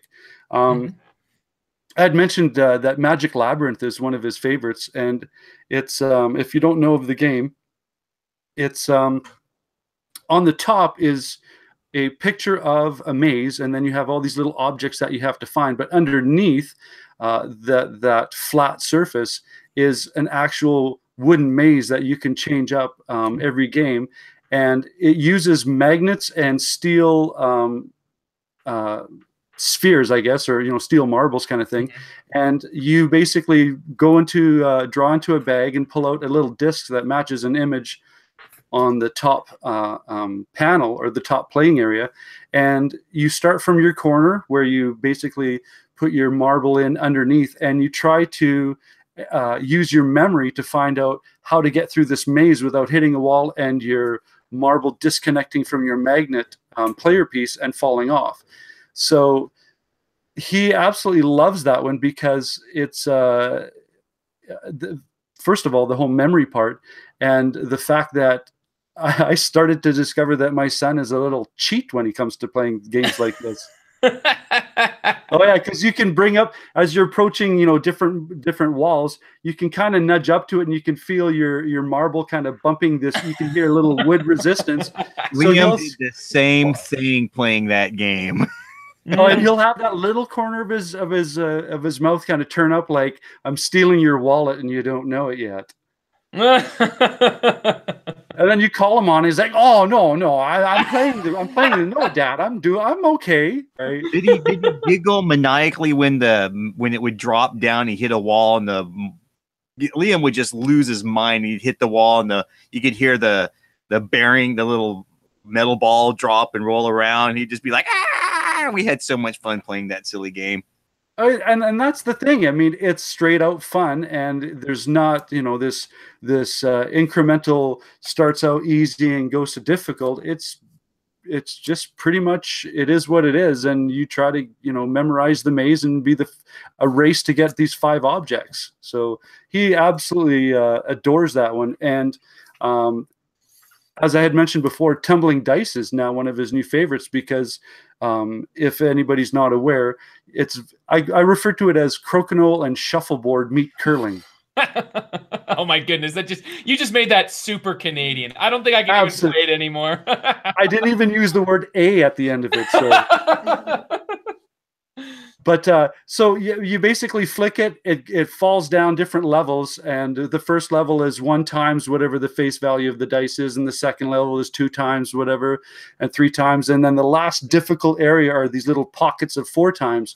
So how we use it with Daniel is he's engaged with this game. So as me as a teacher, how can I add some learning to this? So we work on his additions, his math skills, and when we do calculations, instead of the times, I'll put a little a sticky note with a plus sign, and then I'll take out white dice and I'll go 1 plus and put it beside his dice, and he has a whiteboard and he starts to write out his math formula, and then he'll start to work out the math. And even with my daughter Sophie, she's in grade, I think, 3 now, and we're doing order of operations. This times this, plus this times this, plus this times, and it's such an abstract thought that at her age, it's nearly impossible for her to attain this idea of multiplication. But when you have this physical object and this tactile sense of math, she it made sense to her. It was like, well, of course that you can't go this way because that doesn't make sense. So I love that game just for those 2 angles, that they're engaged and they're super competitive. Like they make me kind of angry and proud at the same time. You want to step in, but you kind of want to see where it goes. Oh yeah, I want to high five and discipline at the same time. Those are some really great options. Is there so? I'm thinking we mentioned Flowerfall before. Trent, you brought that one up. TC, I know that you have played another activity sort of based game. Is that Liam there? Yeah, that's Liam. Say hi, Liam. Hi. Hey, Liam, you like Spinderella, right? He likes Spinderella. Is that one? Yeah, Norm, there's a few games I'd like to mention right quick that me and Liam played that we liked. I think we get kicked out. One of them was Ghost Steps, or maybe it's called Magic Steps. Have you played that one? No, that's I've seen that one, and it's one of those. I think wherever I saw it was, if you like this game, then you should like this game, and it was in that kind of grouping of online selection. So yeah, I'm going to definitely look at it. The way this one works is like everybody has a different colored meeple, and you're just rolling a dice to move up the steps. But if you roll that, there's a dice face that has a ghost on it, and if a ghost face comes up, you like cover your meeple with this ghost sheet thing, and eventually they're all the same, and you gotta remember which one's yours to move up the steps to win. And Liam it would be so funny because we like move each other's up, and who we thought won didn't win, and that was good. A game that I highly, highly recommend is My First Stone Age. That one cool. is really good. It's got some basic memories, but Liam owns me on this game. He's frighteningly good at it. And another one is a game from Ravensburger called Bugaloop. And what they did is they got a hex bug. Have you seen these things? They're like these little motorized bugs. And they designed this game to use the insert. So this bug like buzzes all the way up. Then it goes under the board. And then you roll these dice and you're trying to move your bugs to the other side. But then you see it start moving up this loop. And then when it hits the top board, you have to take your hands off. And this thing just flies everywhere. And if you get knocked off your position, you got to go back to the beginning. Oh, it's like the most frantic roll and move thing I've ever seen. And every time that bug comes out, like it's like, everybody goes crazy. Well, I have a whole ton of Haba games I use. I mean, I'm very fortunate that my children aren't as impaired, but those Haba games are fantastic for learning. Well, he loves Monza. Like we play Monza a lot because he likes that idea of being able to have this connection, identify on the dice and then identify on the board. You guys had mentioned Spinderella. We just purchased that before Christmas, and he's already schooling me on it. Yeah, my kids play that game without me even being there. I came home from work and they already had it like put together playing it. Monza is one of another Liam's top games. He still break that one out. That's fantastic. And God, there's another one I wanted to mention. I'm sure it'll come to me, but yeah. Oh, and the only education experience I've had is Kate had a real hard time grasping division. I mean, she struggled with division. So we went out and got Stone Age, where you have to like roll the dice and divide it by a certain number to get it. And that did wonders. And she would something about that game. It was made it easier to grasp that concept. And I don't particularly care for Stone Age, but I can never bad talk it just because it helped my daughter understand division. Certainly. And that's probably going to be one of the most memorable moments from you, like from a gaming perspective, is having a game create a situation where your daughter was able to have some self-esteem in regards to understanding this concept now. So once you get her out of that an environment that was kind of stressful for her, it's like, hey, look, we're going to have fun with this thing. And look, it's a happy hut.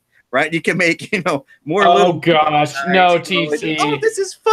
I like this. And it was like we had, and then you can feed your people wood. They're hungry. I don't have anything to feed them. I'll just feed them some wood. They're fine. That's right. We had a ball with chew on a 2x4. Yeah. I would just add. I don't know if this would be a frustrating experience, but I think that this sounds to me like there would be enough games in this package to definitely find something that would work for Daniel, and that would be junk art. I have that. It's just a toolbox, and you can design your own games out of it. But you can do ones that are played with a large dexterity element where it's like everybody's kind of racing to get something positioned. And is that one that you've ever tried before, Norm? I've seen it. I've heard a lot of people talk about it, but it was just one of those situations where I just haven't had an opportunity to pick it up. But yeah, I mean, we have animal upon animal, and he has a very good skill and dexterity for deciding size, weight, dimension. And of course, there's just times where he'll be like, you know what, I'm going to put this big moose on top of this big hippopotamus because it's going to crash and I'm going to giggle. I mean, he just likes to have fun, and anytime I can and provide a situation for him to do that, I mean, I'm his daddy. I'm going to try and do the best job I can. For sure. Just to give a few of the highlights, our chat has just been blown up with some amazing games. We were talking earlier about Garbage Day, the one where you're trying to sort of stack cards underneath. I think it's called Garbage Day, and okay. We got that confirmed by Murr, who happens to be writing the encyclopedia on board games. I see Pitch Car. I've always wanted to play Pitch Car because again, that attitude in me going, well, this is crokinole with a purpose. It's crokinole, exactly. It's crokinole. That's a great convention game. Linear crokinole. Put a NOS kit on this little wooden disc, and I'm a happy man. Some of the tracks I've seen for pitch car at conventions are crazy.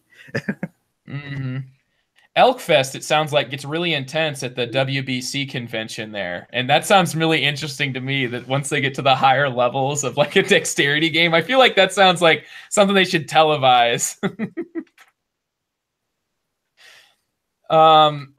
Yeah, they've been talking about several different games. So it looks like there's a game called Dimension from Cosmos. They seconded Monza. It looks like maybe Ghost Blitz is what you were talking about there earlier, TC. No, the Ghost Blitz is a memorization game. This one's it's called Ghost Steps, I'm pretty sure. Okay. But Ghost Blitz is good too. I mean, you got to like flip cards and like, oh, it's these. Yeah. It sounds to me like what's really come through is that if you notice a specific struggle, the stressful environment of what we try to do as teachers, and our attitude of, if you don't like it, get out, means a lot of times, kids feel like they don't have an option and they feel like they can't do it.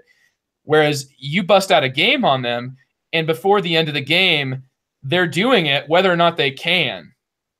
Well, Ryan, the other half of Bridge City Boardgamers, he's a math teacher, and when they started working on probability, I mean, understand the math class, probably just the same experience as we had when we were in math class, is your brain just goes into autopilot. And so when Ryan started teaching probability, they just got all glazed over and pretty much kind of, went into a coma mode. And so he stopped and he said, okay, can't stop. He took out can't stop, set the game down and said, let's work on probability and let's play. So he just started playing this game. And it was the students who, through his guiding, started to, talk about, hey, what are the odds if I can roll a 7 on this one? And then he started lighting up going, okay, well, let's stop. Let's work out what the odds could be. And it's in situations like that where, like you said, let's take the stress out of learning and approach it from another angle, right? Which for Ryan and I have prompted us to start developing an idea called cardboard in the classroom, where we, even if it's in a situation that's the theme of the show, we're adapting board games for students with special needs, all the way up to how, we just finished recording a couple episodes, and one of them is how I started talking about in my history class, where we were learning about World War I and the causes of World War I, and how the aligned system is part of that contributing to the causes of World War I. So right away I thought, hey, how many of you guys want to play diplomacy? So we had an entire class play diplomacy for 6 classes, and they immediately, through rage and anger, understood how volatile the alliance system can be. And I've heard you and TC talk a few times about classic diplomacy games. Oh yeah, I've seen people rage quit on diplomacy. I've seen a grown man cry playing diplomacy. And the way that I would use that is we would play the game, and I mean, me being the game master, control the direction and the time it takes for each round, kind of thing, because that game could go on for 12 hours if you let it. But I created afterwards sort of what we term as exit slips, where you ask questions on, okay, what was your experience like? What was the most relevant thing that you took out of this experience? And a lot of them understood the alliance system on a deeper level because of that. I mean, you can never take out emotion when someone stabs you in the back. I mean, you can try to apply as much logic as you want, but emotion is always going to come in, and you're gonna, you did this to me, I'm going to do this to you. And then so we start talking about this on a global level, where, diplomacy, sure, but if you have a dictatorship and that dictator has never been spoken to or lied to, or had somebody break a deal with them, they could turn personal. And a lot of them, the ones that would not have grasped this on this level, did so because of the game diplomacy. And, it wrecked a whole bunch of friendships too. Of course, yeah. If we can make you hate each other and us as teachers, the only thing that's next to that is actually learning, right? Yep. So to bring it to your cardboard in the classroom idea, like Caroline just moved into a brand new classroom, and it was largely put together by her predecessor. And when we went in there, I helped her put together things, and I just opened one of the cabinets, and it was just like board games top to bottom, largely mass market games. But I just looked at Caroline and I was like, oh, I'm gonna be able to have some fun here. Well, and I mean, we're trying to, I mean, with the times now, I'm not too sure how it is in the States for teachers, but up here, budgets get tighter and tighter and tighter, and you're asked to do a lot more with a lot less. So I've always taken this, I started taking this in the opposite direction. Instead of asking for a classroom of laptops, I said, okay, give me the same budget as one desktop computer, and I will go analog, and I will bring in so many different games to help learning. The one that I in a couple of weeks here, we're going to have a PD day, and I'm going to sit down with the science department, and we're going to play Dominant Species. Oh my goodness, that is awesome! What, are you kidding me? And I had told the department head about this idea and about this game, and he immediately looked at me and went, if you're this excited about it, then there's some value to it, so I'm in. Nice. Yes. That means, Norm, that you have oiled that hinge, is what that means, because I need to be able to do that with mine. I had a hard time getting him to play the tutorial to unlock, which takes about 5 minutes. Well, this could completely backfire on me, and they could all just hate me because they've stopped talking to each other. They can't hate you, Norm. You're Canadian. Yeah. So we've talked about a lot of different games here, and there's a voice I've still been waiting to hear from, because I know for a fact that developmentally, Trent and his wife just have an incredible strategy of getting their kids to, accomplish, like you mentioned, TC, or that was you, Norm, that mentioned totally above her level math from your daughter. And I feel like I hear that type of skill coming from Trent, and that sort of same joy, that fatherly joy of like, I just got beat by my kid. This is awesome. Yep. I'd rather they win at something on their own over me than about anything else.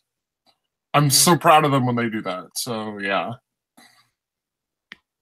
Yeah, I still remember the first time that my daughter beat me in any board game. She did laps around the house like the kid from Home Alone. And I'll never forget the first time Kate betrayed us in Dead of Winter. That was an experience. that's TC's story of heartwarming. Yeah. TC, that is amazing. That the fact that you associated that with that story is what I absolutely adore about you, man. That is the so thing is that kids catch on. The thing that always amazes me about my kids is they always catch on a lot quicker than I think they do, and with board games especially. And we thought she just didn't know how to play, and when in fact she figured it all out, knew how to do it, and just stabbed us all in the back and giggled and laughed the whole time. Like, oh. Yeah, that's my daughter. The first time my daughter betrayed me. It was such a that description basically tells me that the greatest learning has taken place at TC's house, because I teach my kids that the two basic components of learning are observation and imitation. Yes, that's right, TC. They notice. Yeah, they notice your behavior. Be proud, Daddy. My daddy stabs people in the back all the time. Watch me. So Trent, you've mentioned already that like Azul is taken off at your house. Is there any that you can think of as benchmarks along the way that were noteworthy for teaching a specific skill, or for like just sort of being a hallmark in when you noticed something that was new and you didn't know was there before in their capabilities? Ink and Gold. I got to point to that one. That one was like, I mean, in terms of like my understanding, my kids really got risk assessment and when to push their luck and when not to push their luck. That game was really important in their game and their development as gamers and the thinking in everyday life. That's the one that immediately pops to mind when you ask. I'm sure I could come up with more, but the way they were playing Ink and Gold at a relatively young age really was big to me. Here's a question I have for TC and for Trent. Playing games with your kids, have you noticed during just regular moments in their lives where they encounter a problem, and you can see that same body language in their assessment and analysis of this problem, where you look at them and go, yeah, I've seen that face before. I know that the brain's working. Has there been situations that you've in your lives where you've seen that out of your kids? Kate really expresses herself creatively through singing and through drawing. So a lot of things I see is that we'll play a game like with Dungeon Pets. We'll play a game and she like gets like, oh, she likes these animals, so she'll like draw them and she'll start creating a backstory for them. And then that, my wife's a creative writer, so she's just taking right after my wife. So it's always interesting. She has a writing club that she goes to, and I get to read some stories. I'm like, oh yeah, I remember that happening. We played that. My three kids and my wife all get a very similar facial expression when they're thinking. I see it when we're gaming, and then I see it when we're doing other things, and I know that many of the same processes are going on in their head. It's a look they get on their face. I don't know how else to put it. Oh, I completely understand. Yeah. Yeah, when something clicks with Kate, it's the same look she has when she like figures something out in the game. Like, oh, yeah, I know that look. Yeah, I keep trying to explain to a lot of my colleagues that there's something here that needs to be tapped a little bit more in regards to having board games be part of our learning experience, because it keeps coming back to that whole idea of we can always learn from structured fun kind of thing, structured play. One of the things that board game really taught my son was how to lose gracefully. Oh, it took forever for him. Like he would lose that Uno and he would like go into a rage. But we finally gotten to a point with like Monza and stuff where he's finally learned to lose gracefully. And that, with both my kids, I think that's been the biggest thing, where they can just step outside of themselves and go, oh, this isn't all about me. It's okay if someone else wins, but I'm still having fun. Mm-hmm. I've seen a lot of that in my classroom as well, actually with Uno specifically. Reverse, draw 4, Uno, I win. And you have like 50 cards in your hand. Like, Yep. oh, that was great. Yeah, Socially, you're talking about social skills there. For exactly. Sure. Yeah. Well, to sum up here, Norm, it has just been a joy to have you to tell us about your specific experience. And I didn't know that you went so far into the educational side of board games, because I'm right there with you, man. There are just so many topics that I feel like I've learned from a board game, and I never learned these when I was in school. So, you know, on paper, I maybe learned them, but they were right out my head. But I can still tell you exactly how, you know, like adaptation and regression in dominant species works, you know, and the specific wording on the catastrophe card. No migration.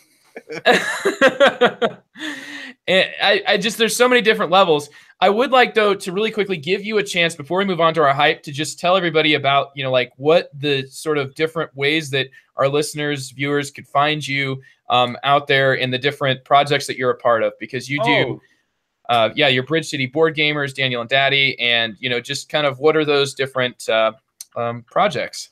Well, we started Bridge City Boardgamers just to encourage more gaming to happen in our community, and we have regular Friday night game night at our friendly local game store, and so we'll go down, we'll bring, you know, a duffel bag full of games, and we'll do a lot of learn and plays, and so that's mostly on the Twitter side, is the Bridge City Boardgamers, but we've now stepped into content contributors, because this week we have recorded 3 episodes, and we've always been talking about how can we contribute to this, because we've been drawing from this, and I mean, being educators, you always, you know, want to say, hey, I got a cool angle on this, or I've got a, you know, a different approach.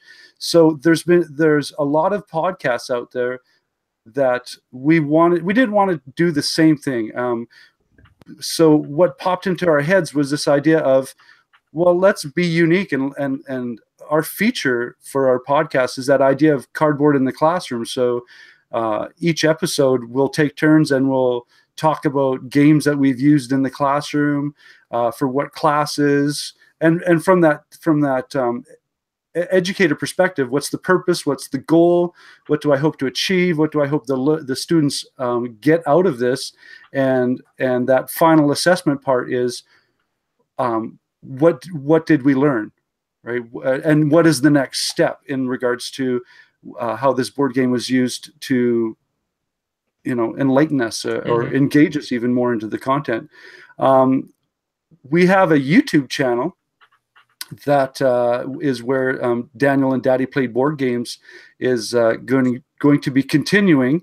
We did 1 episode, and then that's pretty much 3 days after we put that one together is when he relapsed. So during this whole process too, he was like, Dad, let's do more videos, and his spirit was there, but his energy was, you know, in 5 minutes he was getting tired, kind of thing. But now he's back to his regular self. So I think this weekend we're going to start to put out more Daniel and Daddy Play Board Games, and I'm excited because I mean, I glow with pride when we're doing those things, because he cracks me up all the time. Awesome. So the YouTube channel, and then also all kinds of podcast things, are those available on iTunes? We're going to, and again, there's that perfectionist in me where it's like, I want to make sure that, you know, these are quality pieces of content that we're putting out there, because, you know, it's as far as how I'm motivated is if I'm gonna do it, I'm gonna do a good job.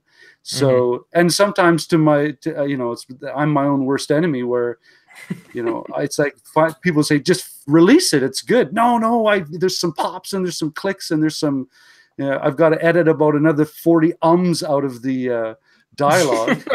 Oh, once you start cutting the ums, man, that's a deep, dark hole to crawl into. I've gone to the point where I know I can see how the wave signature is on the. Yep. Oh yeah, there's another one. So I just have to step back and understand that it's all about the content, and people will overlook small. Imperfections. Just please give me a stammering apology at the beginning of every episode, and I'll be fine. Yes. Being Canadian and Catholic, I say sorry a lot, and I feel guilty about it. And then you feel guilty about it. Well, thanks for letting me know about that, and thanks for letting all of our listeners know as well. I will be checking those out as soon as they come available, which I am expecting an apology if they're not there next week. Well, I'm going to say sorry right away, so sorry about that. Sorry in advance, but... We have a podcast coming out, and I'm so sorry. All right. Well, Norm, it is just so great to have you on. We're kind of brothers in arms here now, together with Carmen at Game Surplus and all these different things that you're taking care of, these different projects. You're an excellent content creator that I'm very happy to have be a part of this community, and I'm looking forward already to the next time that you get to come onto our podcast and immediately tell us about all the things you've already mistaken and all of the mishaps. I'll apologize for other people if you need me to. I think TC might need that sometimes. He might need that when he betrays somebody. He seems to think that it's really funny, but he needs somebody there for that. I'll just put this out there. I'm sorry for TC for the next game of Rex that he plays. Next game of Rex I play with anybody, it's all gonna hit me, and I'm gonna enjoy every minute of it. He does. TC seems to take it really well. So yeah, give him credit for that for sure. Well, thank you for this opportunity. This is great. Mm-hmm. Oh man, it's been absolutely been my pleasure, and I'm sure that's something I can say on behalf of everybody who's here. It's been an absolute heartwarming story, and one that I can hope to continue to hear installments on. Let's go ahead and hype some games now. That's our ceremonial ending of our episode, our ceremony. I was going to say au revoir, but I knew that the pronunciation would immediately be it would make me paranoid. So let's talk about starting here. Norm, I'd like to hear your take on the Expanse. Could you tell me why it is that you were looking forward to that one? Well, first of all, the IP. I'm going to use a Patrick from Blue Peg Pink Peg. I adore this show. And so the Expanse, when the game came out, it interested me because a lot of people are saying it's Twilight Struggle 4-player. And the idea of having an area control, in my opinion, rival El Grande, started to creep into my interest. So I picked it up, and it is exactly what was presented by all these reviewers. It's a 4-player Twilight Struggle. The Jeff Engelstein created an interesting idea in regards to the cards that you select. You either take them for action points, or you use the event if you are allowed to. There's a few prerequisites where you can see if your faction is allowed to use a certain event. Mm-hmm. But there's this initiative track that if a person uses just the action points, then this event is up for grabs, and it comes down this initiative track who gets first dibs on it. And these cards, these event cards, I'm starting to, with more plays that I'm having at this game, I'm starting to realize that these event cards, if you pocket them and you hang on to them during scoring rounds, can be complete game turners. And that idea of area control appeals to me. The idea of using the card mechanism that is so prevalent in Twilight Struggle. I mean, those two things drew me in right away, and I've had nothing but great gaming experiences with this game. I've lost a lot, but as I tell my kids and my daughter, okay, you lost. What did you learn from this? And and I learned that I suck at this game, but I like it a lot.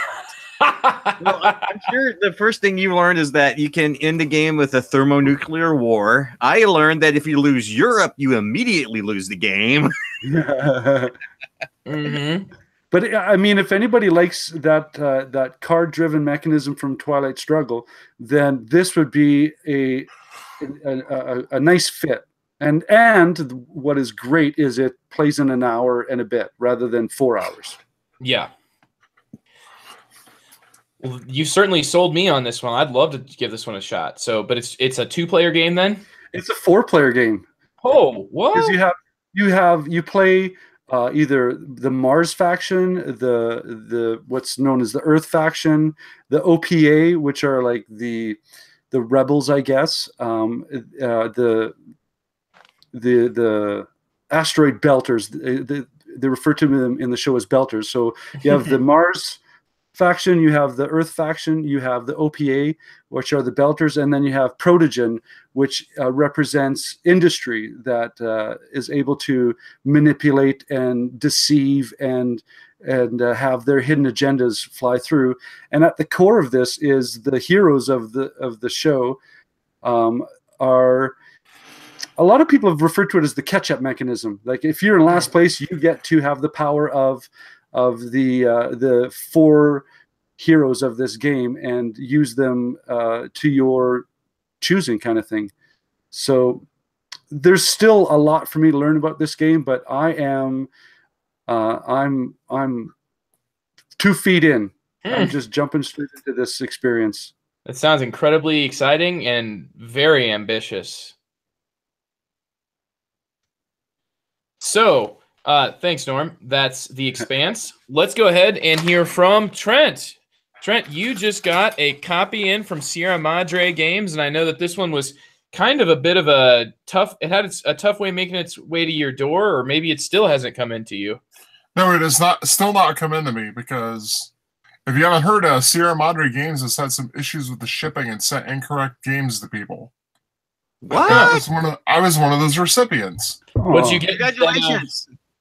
I have a copy of BIOS Genesis 2nd Edition. Or BIOS Megafauna 2nd Edition. And you never purchased that? No. And I was supposed to receive John Company, which is the game I was going to hype, but it hasn't come yet. So, yeah. Well, that's too bad, man. To be continued. Yeah.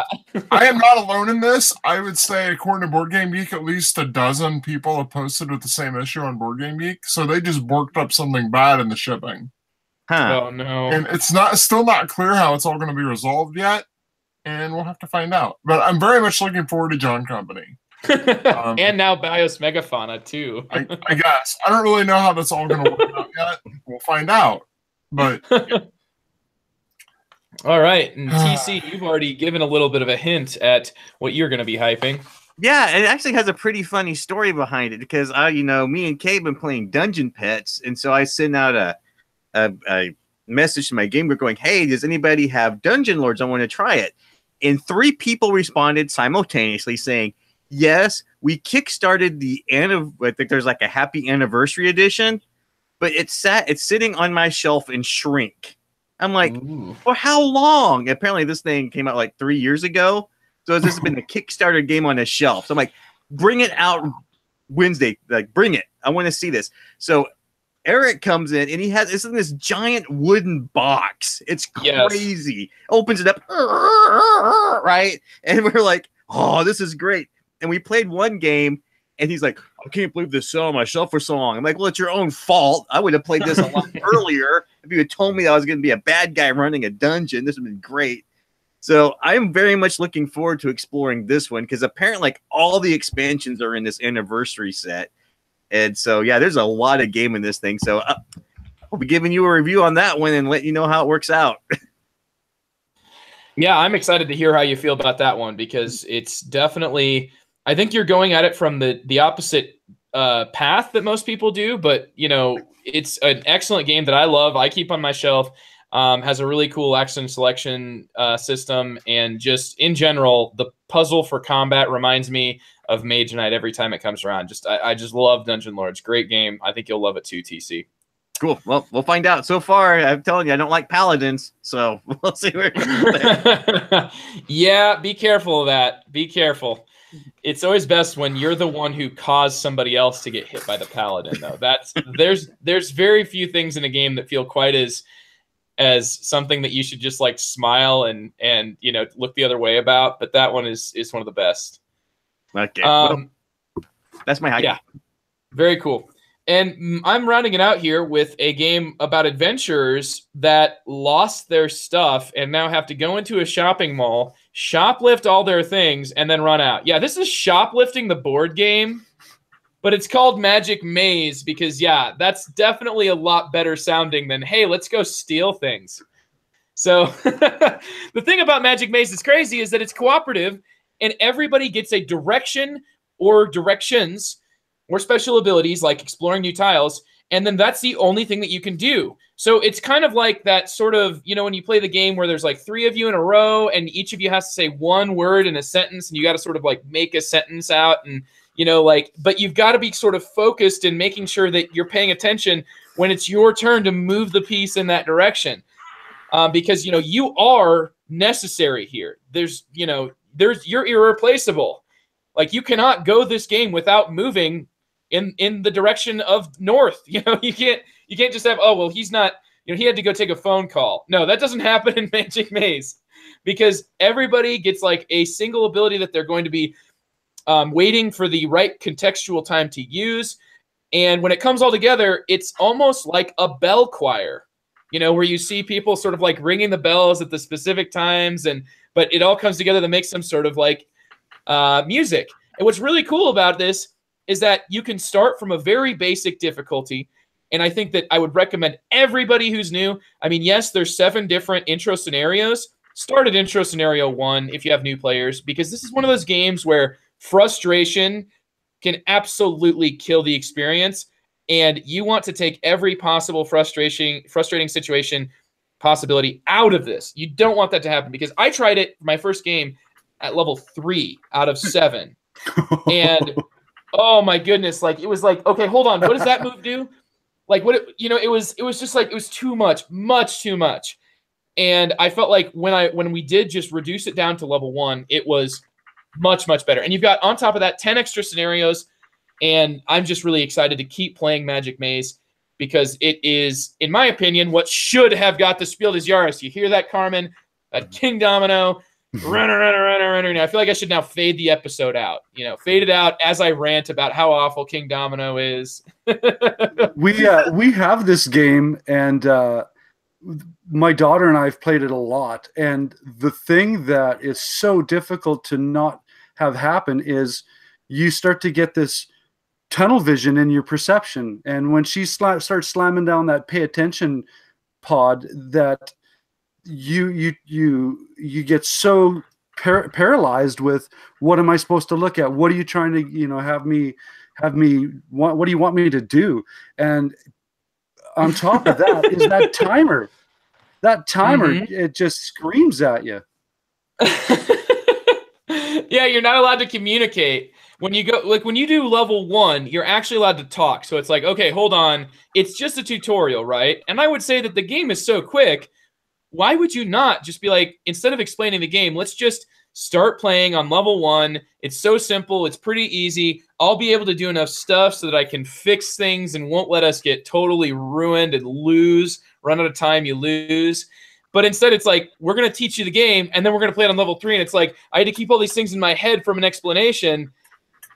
I was so frustrated. And it wasn't me that was getting the most frustrated. That was the thing. Like, I was sitting there kind of used to that feeling with these, you know, any sort of dexterity element co-op game, but it was just exciting. Trent, you know, you're looking for games that do co-op in a different way, that take co-op beyond an alpha gamer problem. This right here does that. It's not quite as ingenious as Hanabi, but it does it on a level that I think is very impressive, and that's why I think Magic Maze is going to have quite a few interesting games. It's going to make its way to my kids' game group, that's for sure.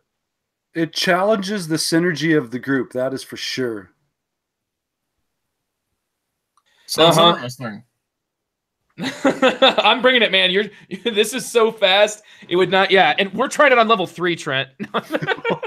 Okay, let's do it. No, it's just I wouldn't do that. I wouldn't do that. Like I said, I would just if I wanted to play it on level 3, I'd just not explain you the game, start playing it, and play it on level 1, and be teaching you while that timer's running.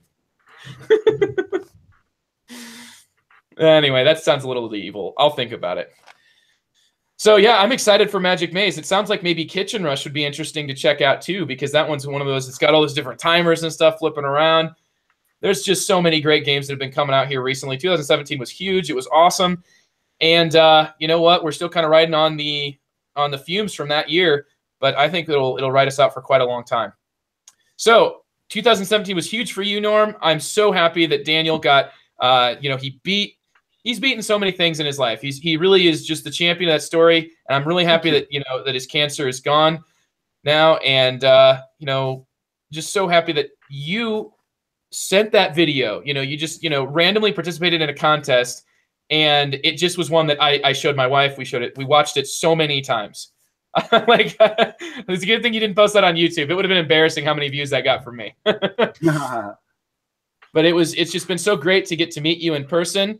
It's okay. You don't have to apologize for it. It's one thing I'll just say in advance. It's been great. And I hope, I hope to have you on back again soon. Oh, it'd be a pleasure. Thank you. And TC and Trent, it has been very insightful what I've heard from both of you guys in terms of the developmental stages that you've had with kids and learning things.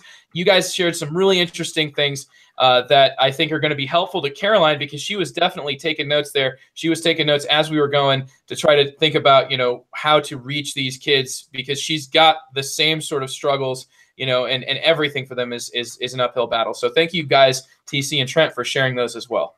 No problem. No problem.